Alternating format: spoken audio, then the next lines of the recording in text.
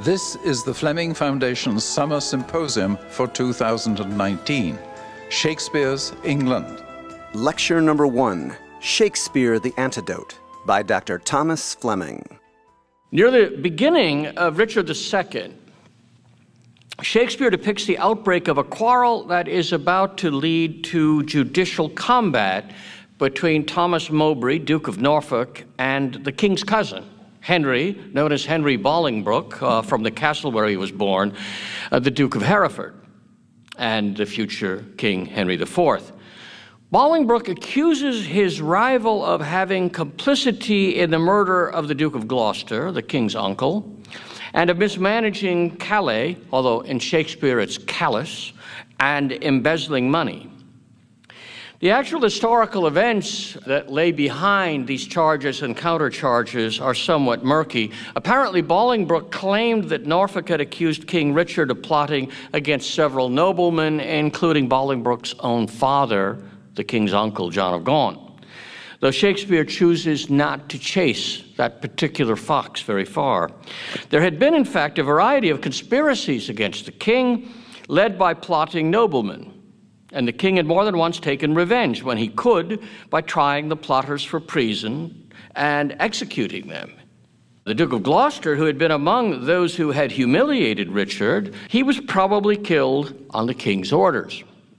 Although Richard had often depended for the support he received from John of Gaunt and from Bolingbroke himself, they were in reality very dangerous allies to rely upon, forever scheming for their own personal aggrandizement. Just one small instance, for years, the object of Gaunt's politicking had been to make good his claim to be the King of Castile, no matter what this might cost to England. In the play, Norfolk hotly denies the charges against him, and after an exchange of insults, Bolingbroke challenges his enemy to a formal duel in the king's presence, a custom that is known as judicial combat. Now, Thomas Mowbray, do I turn to thee, and mark my greeting well. For what I speak, my body shall make good upon this earth, or my divine soul answer it in heaven. Thou art a traitor and a miscreant, too good to be so, and too bad to live. Since the more fair and crystal is the sky, the uglier seem the clouds that in it fly. Once more, the more to aggravate the note, with foul traitor's name stuff I thy throat, and wish, so please my sovereign, ere I move, what my tongue speaks, my right drawn sword may prove. So Henry acknowledges Mowbray's noble status and pledges his own honor along with his life. Norfolk answers the charge in language just as hot. Let not my cold words here accuse my zeal. 'Tis not the trial of a woman's war. The bitter clamor of two eager tongues can arbitrate this cause betwixt us twain. The blood is hot that must be cooled for this. But since his enemy is the king's cousin, Norfolk must beware. Hereford, however, waives the rights of royal kinship. That is, he's not going to hide behind the king's skirts. Pale, trembling coward, there I throw my gage, disclaiming here the kindred of the king, and lay aside my high blood's royalty, a key phrase for somebody who's about to make himself king, and lay aside my high blood's royalty, which fear, not reverence, makes thee to accept. If guilty dread have left thee so much strength as to take up mine honor's pawn, then stoop. By that and all the rights of knighthood else will I make good against thee arm to arm what I have spoke, or thou canst worse devise. Both Richard and his uncle, John of Gaunt, Hereford's father, ask the dukes to reconcile, and Mowbray answers in the language of chivalry, myself I throw, dread sovereign, at thy foot, my life thou shalt command, but not my shame. The king had good reason to be suspicious of his ambitious cousin, who had been his childhood playmate, and at the last minute suspends the duel by exiling both men. If Bolingbroke had been loyal before, the denial of his opportunity to vindicate his honor gave him good reason for rebellion, as good a reason as Richard's greed in seizing his estates after the death of John of Gaunt. Shakespeare's nobody's fool, and he's fully aware that each duke has plotted against Richard, that each has motives less noble than simple loyalty and personal honor. But the complexity of motivation in no way obscures the sincerity of their claim to honor. To read this exchange as mere cynicism and duplicity would be a grave mistake. The pursuit of honor through a judicial duel is one of several aspects of this play that make it so difficult for moderns to understand.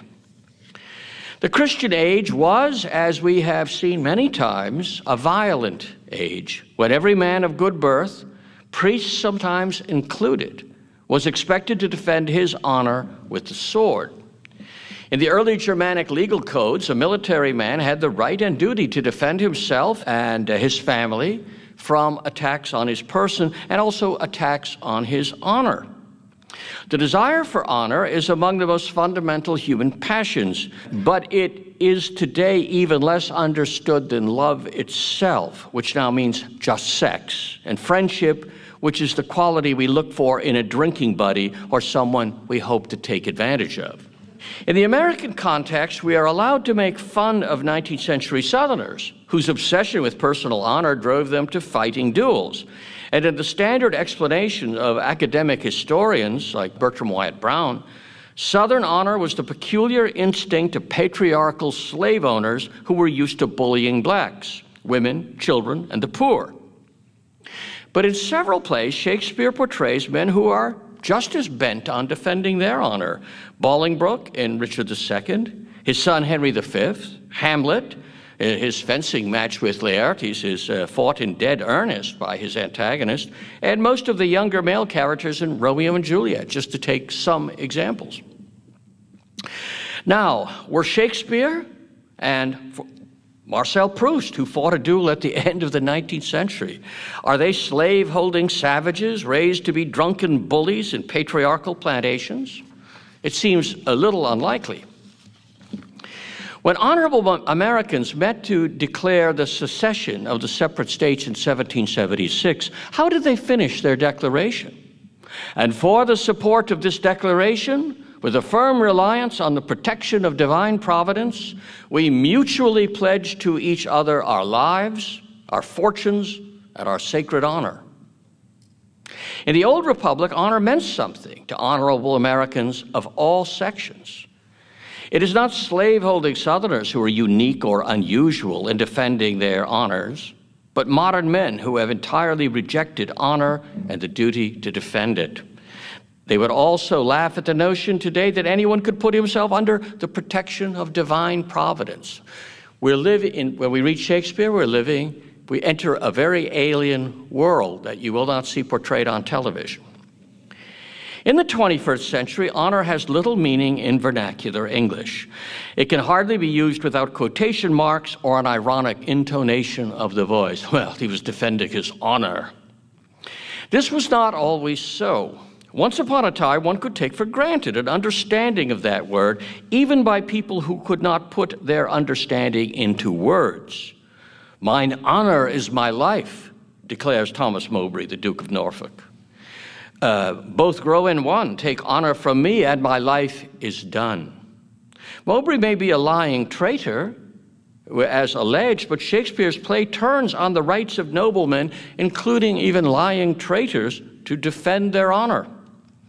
At the end of the play, Mowbray is virtually vindicated. When Henry grants his return in order to face another judicial combat because of allegations he has made, the Bishop of Carlisle, who turns out something like the moral conscience of Richard II, if anyone is, he says that the day of Norfolk's return will never come, explaining, "Many a time hath banished Norfolk fought for Jesu Christ in glorious Christian field, streaming the ensign of the Christian cross against black pagans, Turks, and Saracens, and toiled with works of war, retired himself to Italy, and there at Venice gave his body to that pleasant country's earth, and his pure soul unto his captain Christ, under whose colors he had fought so long."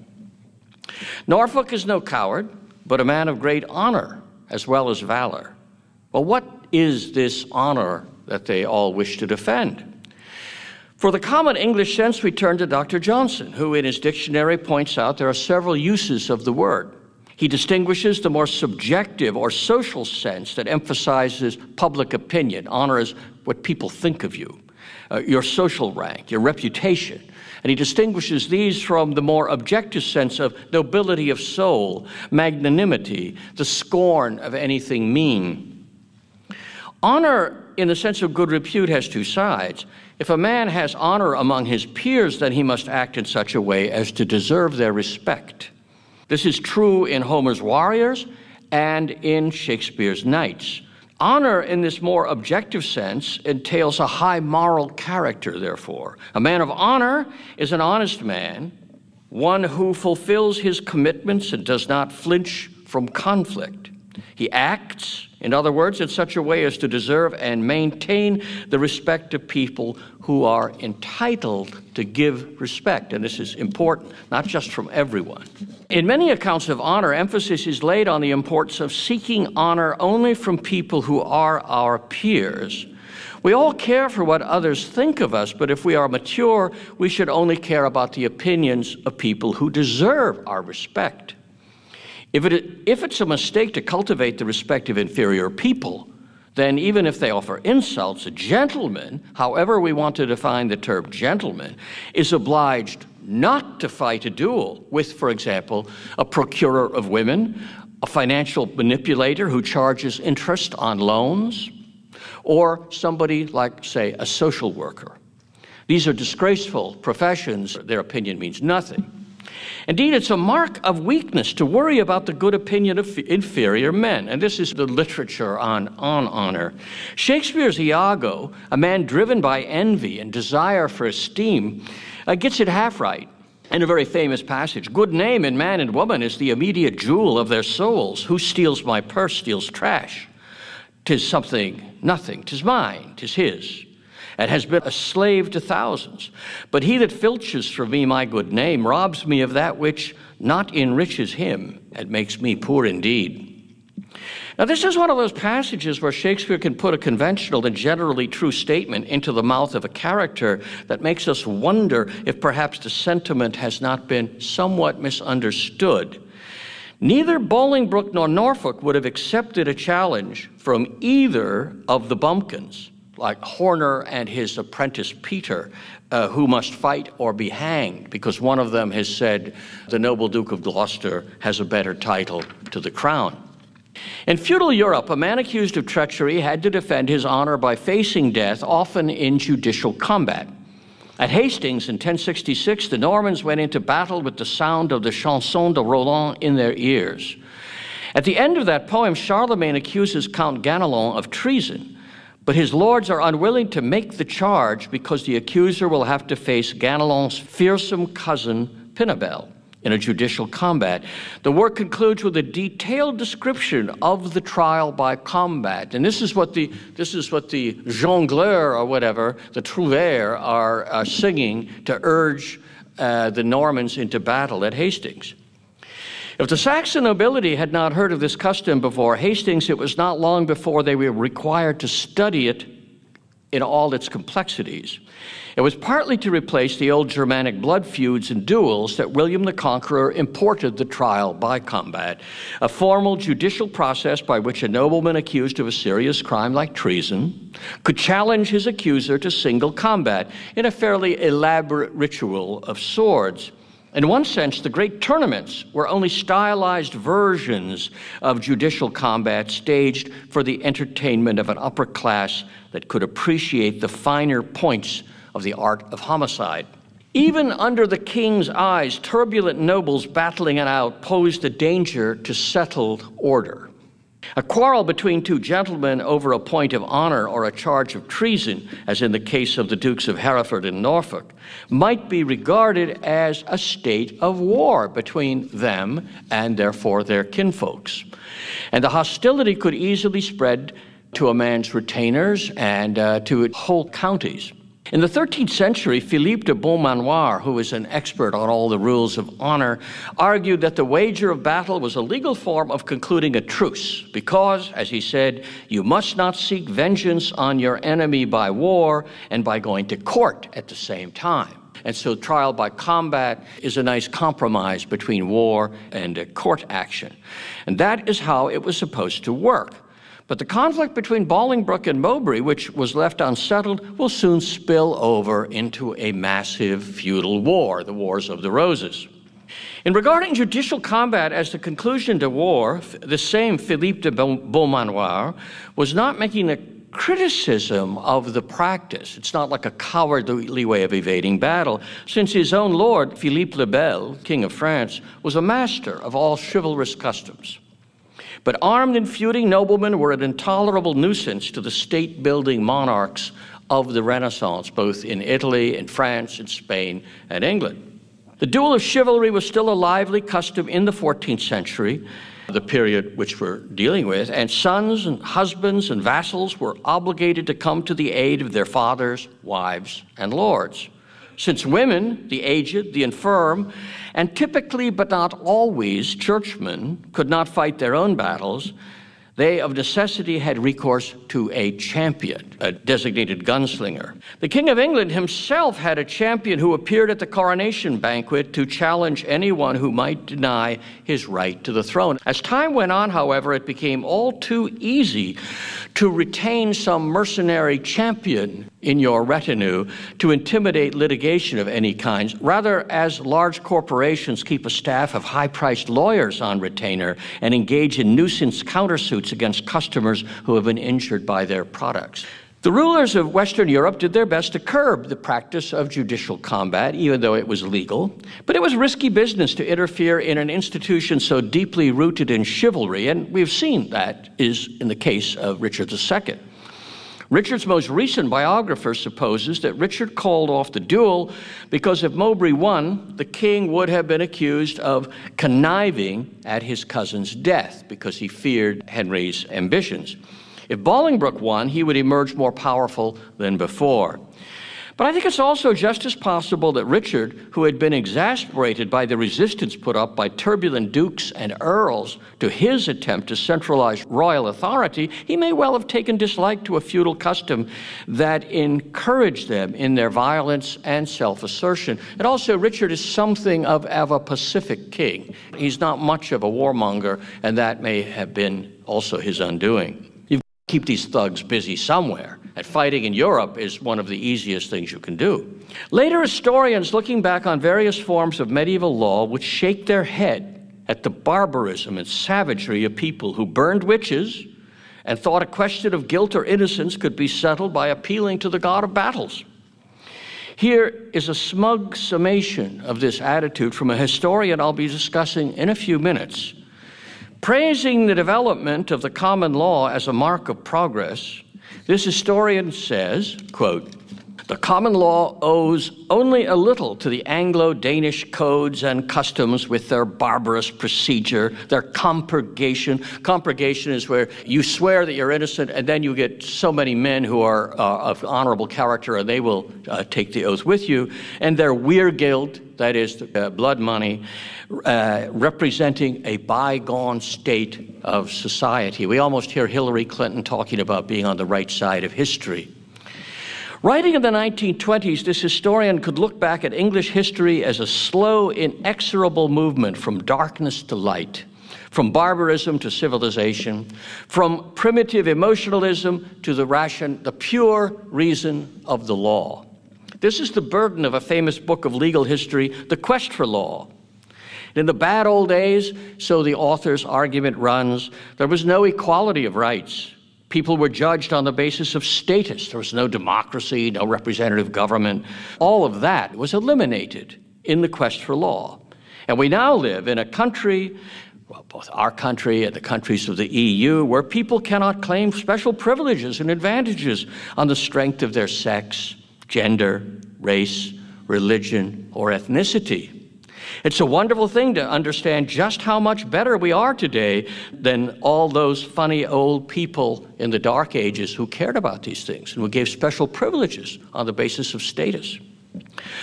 To escape from the intellectual tyranny exerted by the myth of progress, we have to find sources of enlightenment outside the mainstream of legal textbooks, government propaganda, and History Channel documentaries.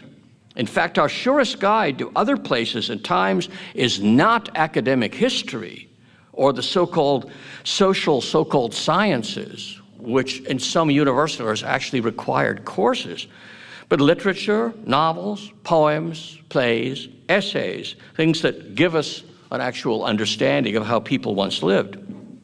There's almost always more than a hint of propaganda in even the most objective of historical works. Successful histories are all too often triumphalist celebrations of victory. I mean, why is Joan of Arc a witch for the English? Well, because they won and she didn't.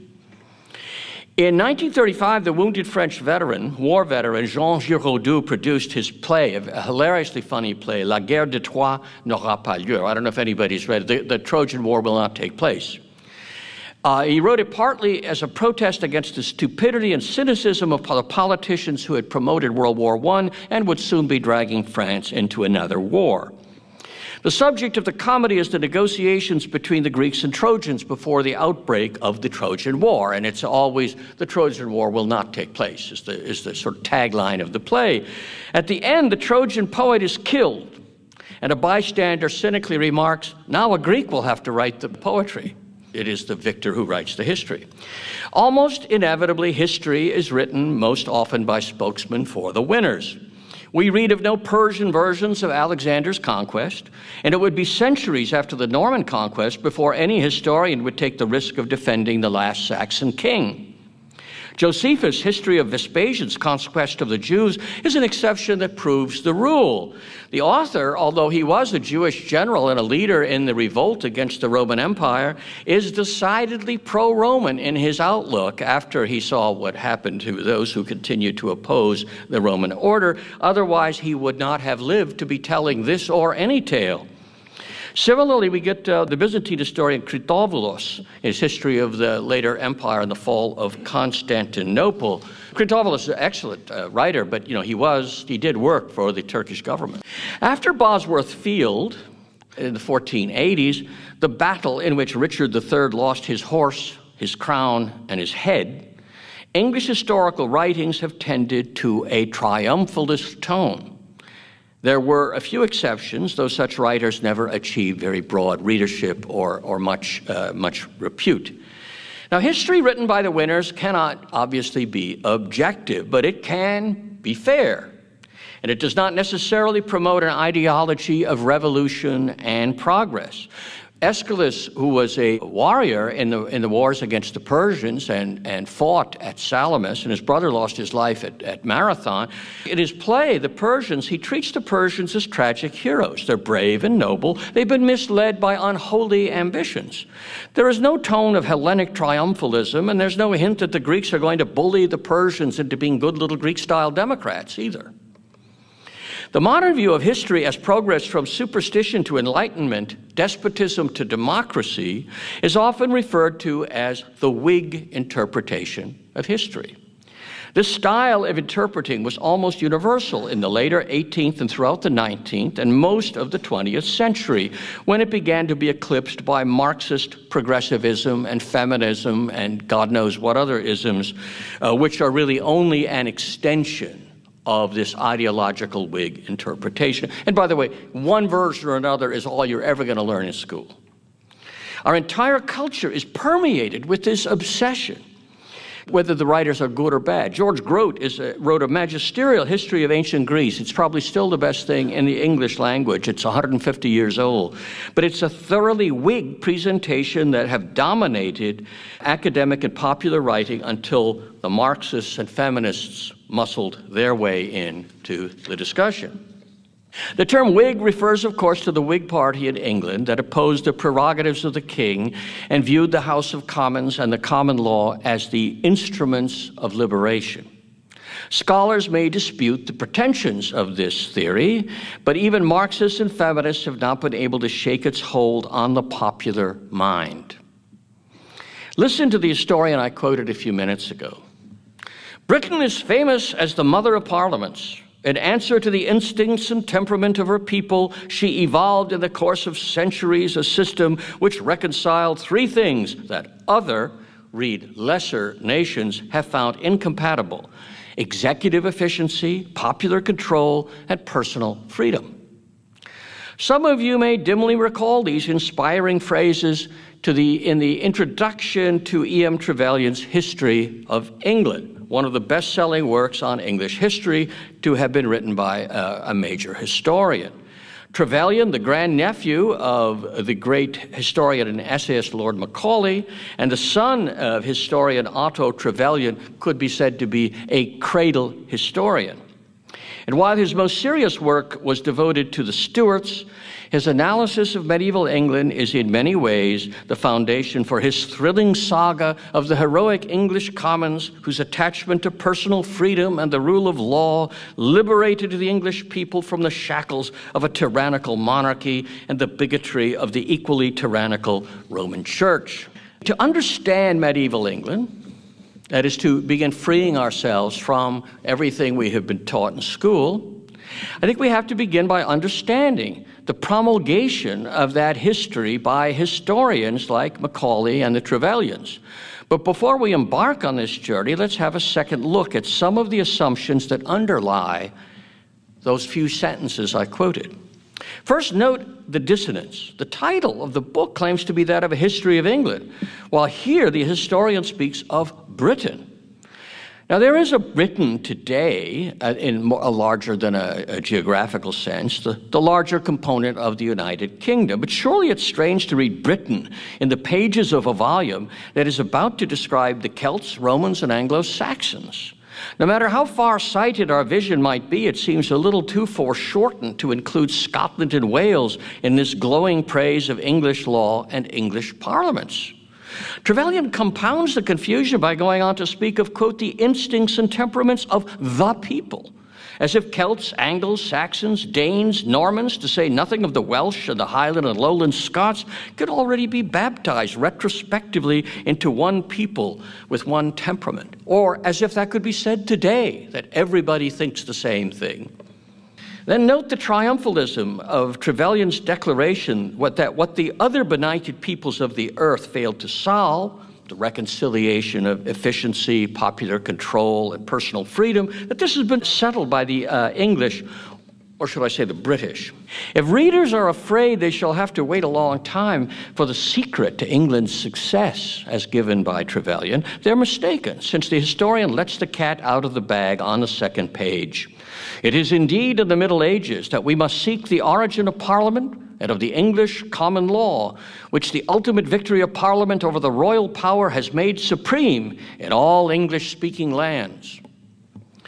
Naturally, the course of progress never did run smooth, and for the Commons to triumph over its rivals, it was necessary for the hard-headed Tudors to crack down on the turbulent nobility and the wicked church, and for the Henrys and Elizabeth, great and good, to triumph over their enemies. There had to be a long struggle over the throne, ignited by Richard II's seizure of Lancastrian land.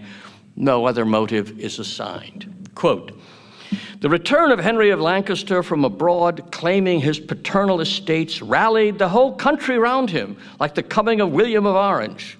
Richard, like James, made every possible mistake at the crisis, could get no one to fight for him, and was deposed by Parliament on the express ground that he had broken the fundamental laws of England. And Henry, like William, was called to the empty throne, partly indeed by hereditary right, but yet more by parliamentary title, for neither Henry IV nor William of Orange was the nearest heir. They succeed by hereditary right, even though they're not the heir.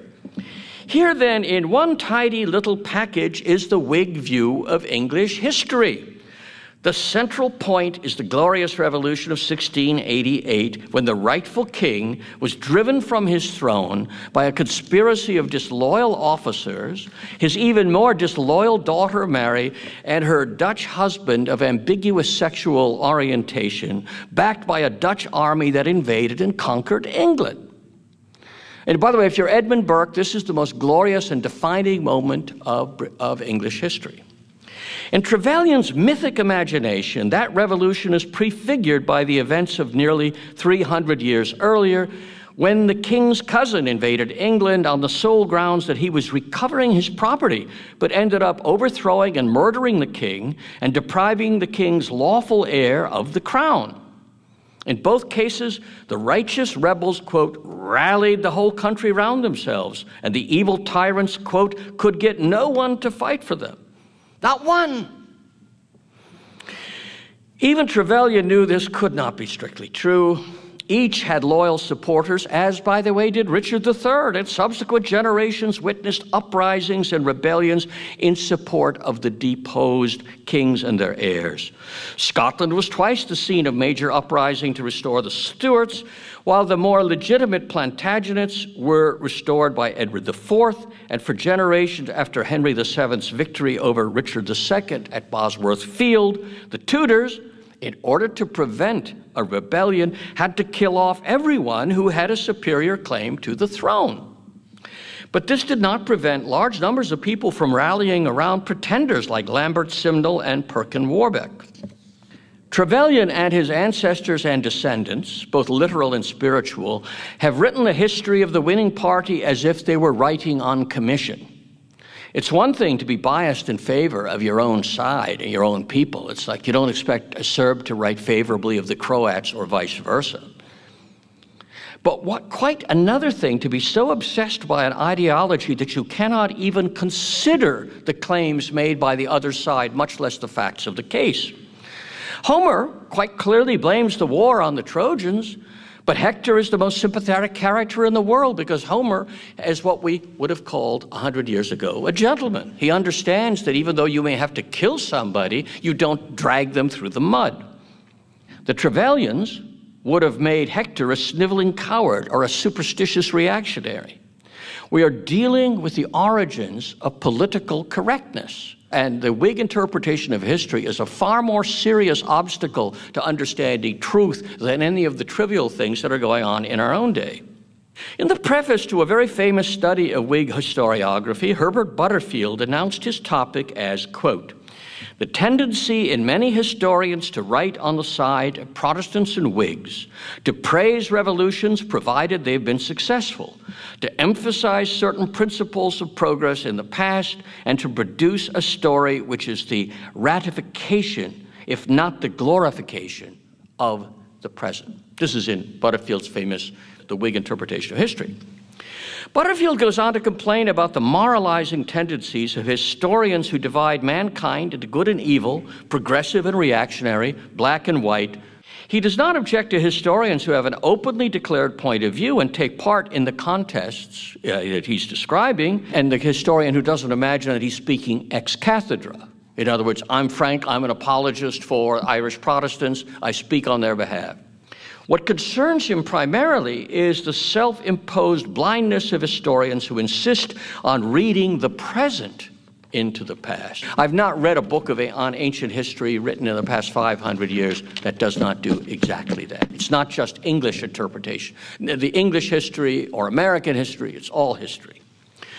Butterfield, who sniffs a residual odor of Calvinism in the historian's assumption of the prophetic mantle, points out that even Catholic and Tory historians are infected with this habit of reading the present into the past, when the historian's real duty should be, quote, the elucidation of the unlikeness between past and present. The result of this moralizing reference of everything to our own time is the failure to understand the past and thus the failure to draw any useful lessons from it. It's small wonder that the poor students remember only a few cockeyed cliches about the Wars of the Roses. And let me quote a little bit from a famous book. Richard II, quote, tried first being a good king and then being a bad king without enjoying either very much.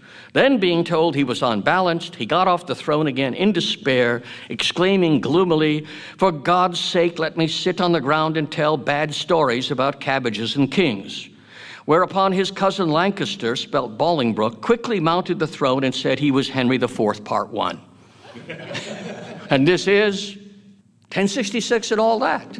Wonderful book. In what sense does Shakespeare stand outside this cockeyed leftist position? That is apart from the obvious fact that he predates most of the exponents of the Whig historiography, though in the case of Sir Edward Coke, the great legal historian and analyst, the poet was 12 years younger than Coke, and so we can see it's already developing in his own lifetime.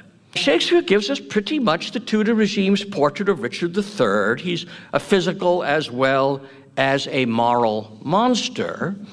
Although, in fact, we know Richard was no crookback, but a vigorous warrior with a minor deformity or two. One shoulder was apparently higher than the other, and he may have had a somewhat shriveled arm. When he was ruling in York, governor there, he was a competent and just ruler whose death was lamented for generations. Shakespeare certainly wrote under constraints, and to speak well of Richard would be like speaking well of the Tsars in Lenin's time or praising Robert E. Lee in our own time. Shakespeare certainly finds fault with Richard Plantagenet, the Duke of York, in Henry VI, for pursuing an ambition that divides England. And he ridicules Edward IV for his follies, his womanizing, his childish behavior. But within the context of the plays, the Duke of York seems preferable to the Beauforts and the scheming and dishonest Suffolk. While he portrays Richard II certainly as an unsuccessful ruler who overreached himself, Richard has more than a few elements of nobility: kindness, avoidance of war, and the symbolic mistake of his reign was, as I said earlier, the prohibition of a duel.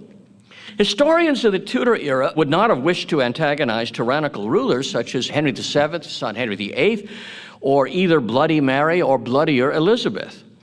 And there's nothing unusual, much less contemptible, in such caution. It is the unusual historian that wishes to antagonize the powers that be. And when we confront most apparent exceptions to this, they turn out to confirm the rule. For example, American leftists in the 1960s might have seemed courageous in criticizing American foreign policy and the war in Vietnam. Oh, they were standing up to Lyndon Johnson. In fact, they often had positions protected by tenure, and they actually represented the rising power of the left wing of the liberal establishment. They knew they were on the right side of history, and they were rewarded for it. Very few of them suffered. They took their chance, and mostly they won, because they're in power today. The ancient world, which was marked by more serious thought and greater courage, could boast of Thucydides, who was amazingly objective and rigorous in his account of the war between Sparta and his home city of Athens, which actually ended up exiling Thucydides. We have the clear example of Asinius Pollio, whose works have unfortunately not survived. Pollio had been a major player in the civil wars between Caesar and Pompey, and he opted for Caesar after a good deal of hesitation. And then between Octavian and Antony, he sided with Antony as somebody more likely to preserve Roman republican institutions. And he was a comrade of arms of Antony, a senior officer. Courted by Octavian, he retired from political life and became a patron of Virgil. Inactivity, that is political inactivity, was the price that Pollio paid for his intellectual freedom. And while he does not appear to have attacked either Caesar or Octavian in his writings, he displayed a candor that is all too rare in every period. And it's amazing that you should find something in the early Roman Empire you're not going to find today in a major figure. Years go by, dynasties pass out of existence, and then it becomes safe for later historians like Tacitus to exercise critical judgment on the Caesars. But here's a crucial difference between pre-modern and modern historians. When we look at English writers of the 16th century, it's true they're generally on the right side of history, namely, they're defending Lancastrians and Tudors and condemning Richard III. They're not really ideological consistently. Thomas More was a good supporter of the regime in his life of Richard III, but he resolutely stood up to Henry VIII on subjects affecting the church and Henry's pretended divorce from his wife, Catherine, and he died for this. nobody would risk tenure at Harvard today, much less death. Francis Bacon, in his life of Henry VII, begins by denouncing the tyranny of Richard III, but he also acknowledges that justifiable fears that plagued Henry, and I quote, "The king was green in his estate," that is, he had just come to power, "and contrary to his own opinions and desert both, was not without much hatred throughout the realm. The root of all was the discountenancing of the house of York, which the body of the realm still affected." In other words, Bacon is actually claiming that a majority of English people still had a residual kindly feelings toward the House of York. Bacon gives a careful account of the uprisings and motives for disaffection even among the highest levels of nobility, as in the case of Henry VII's own Lord Chamberlain, Sir William Stanley, the man who had saved his life at Bosworth Field. Now, Bacon owed his career first to Elizabeth, and it was part of the system. And he has many weaknesses which are deplorable, but there's an integrity here in stating the plain truth, which is really extraordinary. It's only in later years that historical writers, looking back to the Wars of the Roses, constructed the Whig morality play of good kings who advanced common law and the rights of Parliament, and the bad kings who promoted tyranny and opposed Republican liberty. John and the Richards were thus as bad as Charles I and James II. Herbert Butterfield notes that scholars working on specific periods and problems were gradually freeing themselves from Whig ideology. Although I would point out that in many cases, those scholars who free themselves from one set of prejudices, they immediately leap into the shackles of Marxism and feminism. Shakespeare, if we read him carefully, is a fresh wind blowing through the withered pages of ideological history.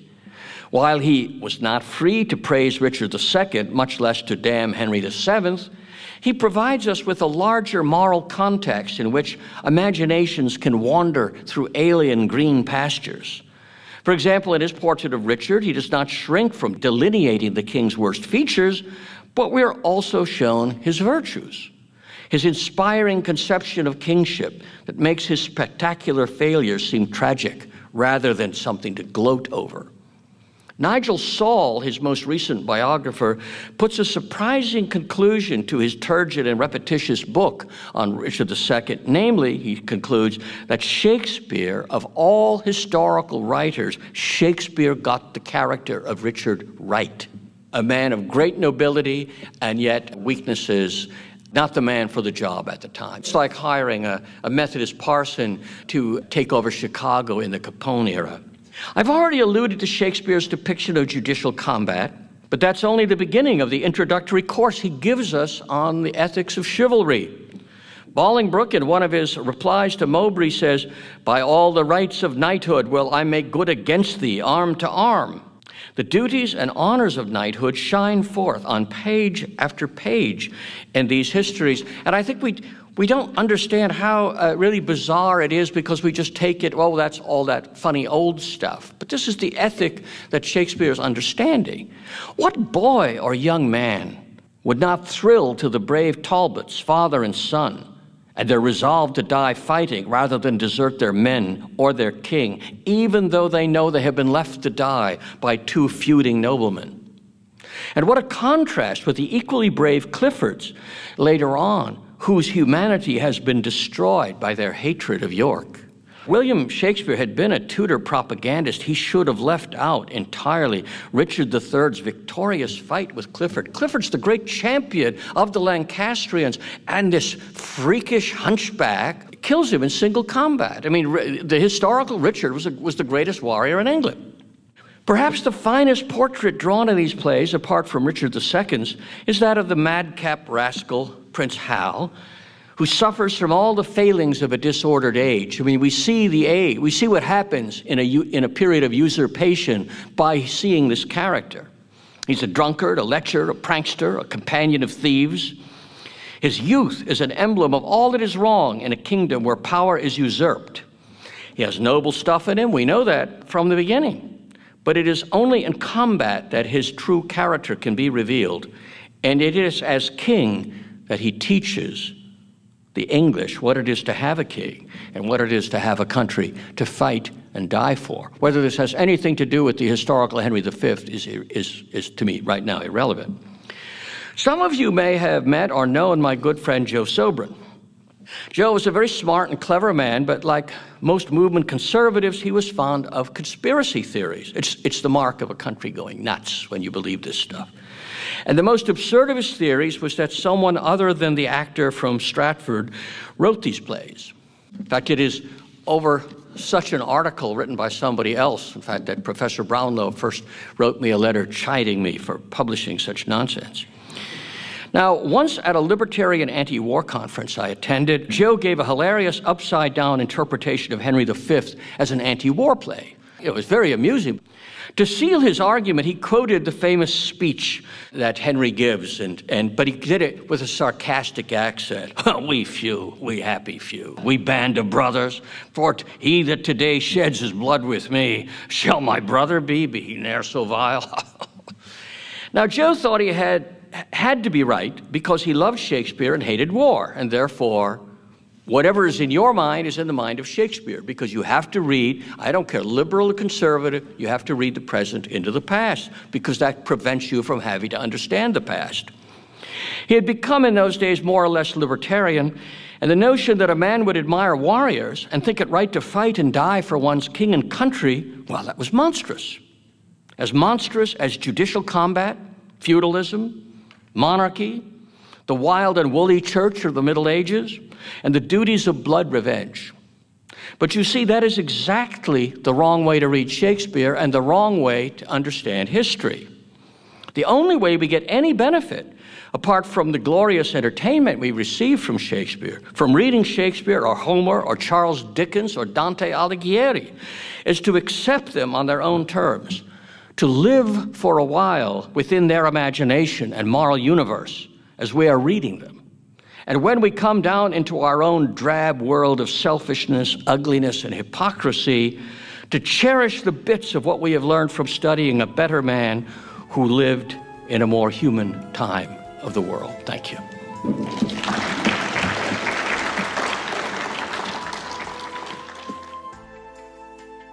This was a presentation of the Fleming Foundation.